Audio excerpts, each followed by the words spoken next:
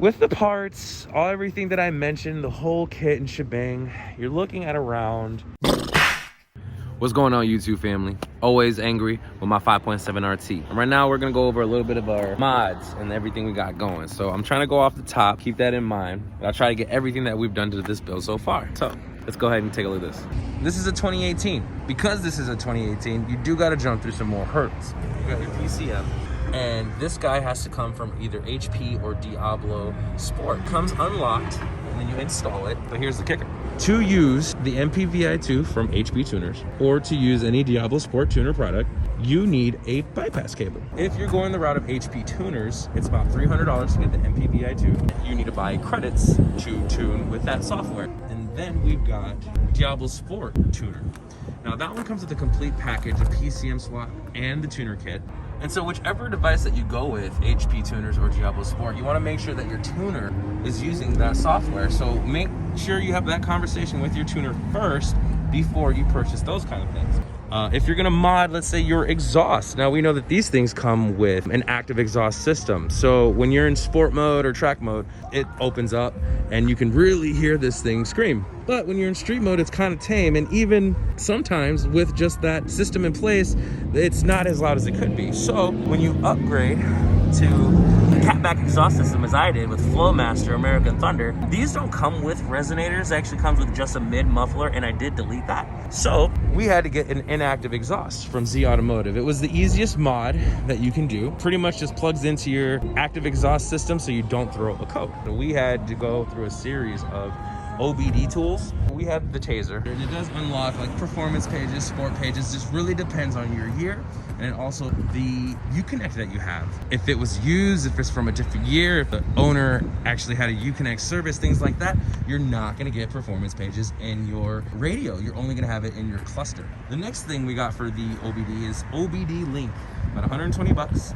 It's pretty much a Bluetooth adapter that just lets you connect with another software wirelessly to your OBD and just make some factory changes. So I used alphaobd. I purchased that software for around 60 bucks for my laptop that I always carry around. I have a dedicated laptop just for this car. And so you're gonna be able to change BCM controls, light controls. I mean, it's pretty much like the Tazer except with the interface, and that you can see everything you're doing, and probably a little bit more than the Tazer.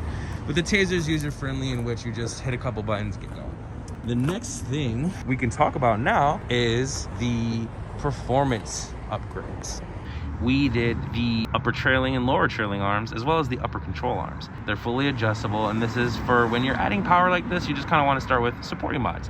What did we do as far as horsepower for this build? As you can see, it starts with this Legmaker intake. It doesn't really add a whole lot of ponies. What it does is it doesn't restrict. And it is a louder intake, supposedly, than your standard Hellcat or JLT, things like that. And then next up, your catch cam. Most guys argue whether or not this is good or bad for your build. I put it in there, we needed it, color matched it, good to go. The next smaller mod is the Fast XR ignition coils. Upgraded ignition coils and NGK spark plug is a good start for when you're modding your build. And obviously we have the Hellcat Supercharger. That guy right there, usually you can see it online, used 2-3 grand, brand new around 4, but you do need other parts to get this to work for your 5.7 or 6.4 guys. You cannot just put this blower onto your car and call it.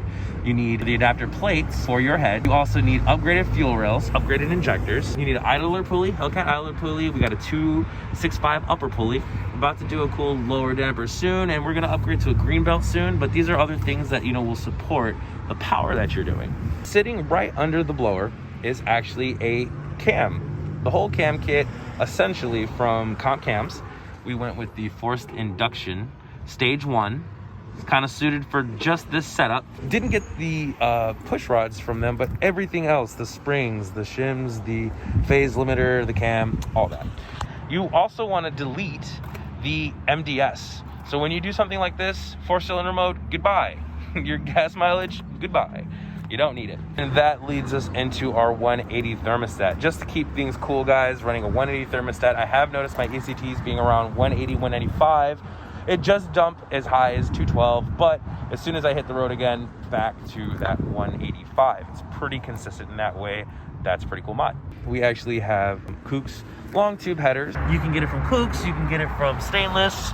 power, stainless works, anything. 1 7/8, they all do the same thing. After the headers, they came with a race cat from Kooks. Pretty cool. I like them. They're good.